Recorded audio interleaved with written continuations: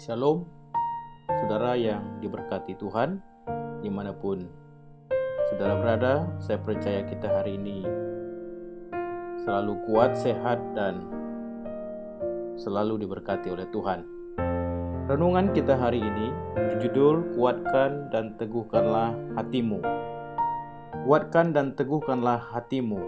Yosua pasal 1 ayat 1 sampai 18. Saya akan membacakan ayat yang ke-9. Bukankah telah kuperintahkan kepadamu, kuatkan dan teguhkanlah hatimu?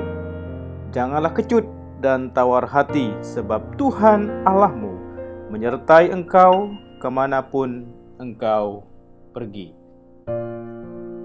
Kuatkan dan teguhkanlah hatimu. Saudara sekalian yang dikasihi oleh Yesus Kristus, kitab Yosua berbicara tentang pengutusan Yosua.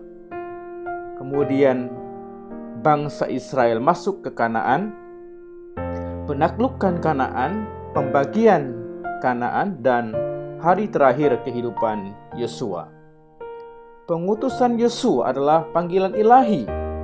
Berbicara tentang panggilan ilahi berarti Tuhan Allah sendiri yang memanggil Yosua. Dan kita melihat bagaimana respon Yosua. Dia siap menerima tugas dari Allah. Menarik untuk direnungkan. Di dalam Alkitab setiap tokoh mempunyai spesialisasi sendiri. Kalau kita melihat tentang kehidupan tokoh daripada Alkitab, kita mengenal Abraham, maka kita tahu bahwa dia adalah bapa orang beriman. Musa dijuluki sebagai penerima dan tokoh hukum terkenal dan menerima serta mengajarkan Taurat Allah. Demikian juga dengan tokoh Alkitab yang lain.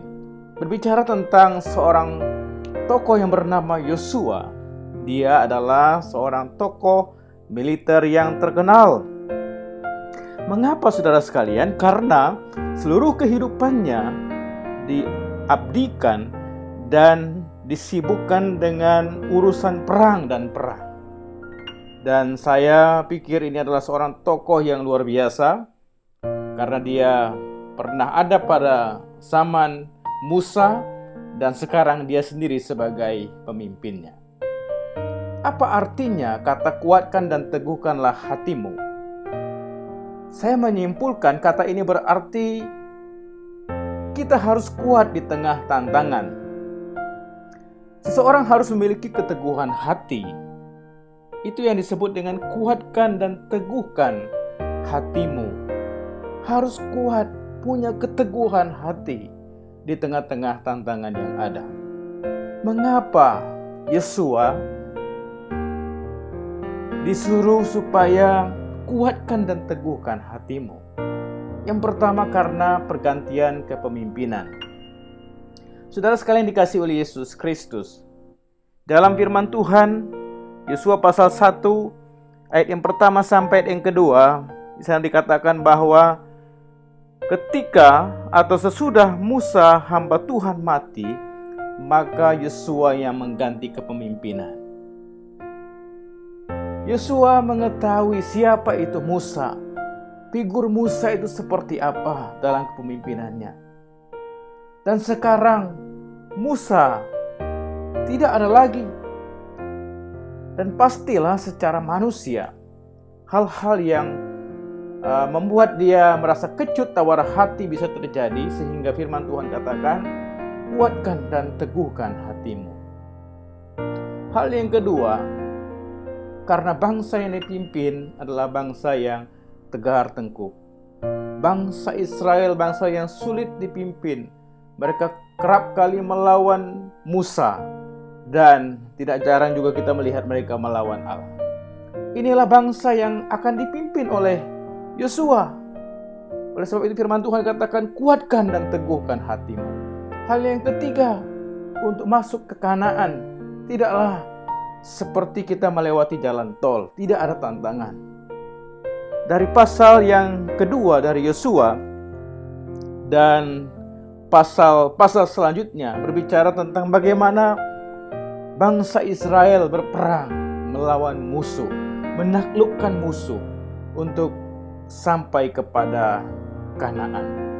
Oleh sebab itu, ketika firman Tuhan berkata, kuatkan dan teguhkanlah hatimu, ini berbicara tentang ada tantangan yang harus dihadapi oleh Yosua.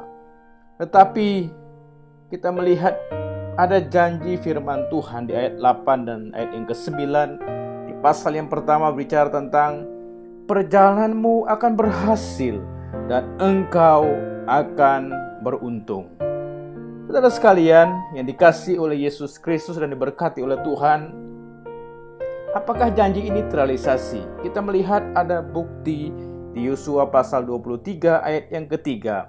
Kamu telah melihat segala sesuatu yang dilakukan oleh Tuhan. Dialah yang telah berperang bagi kamu.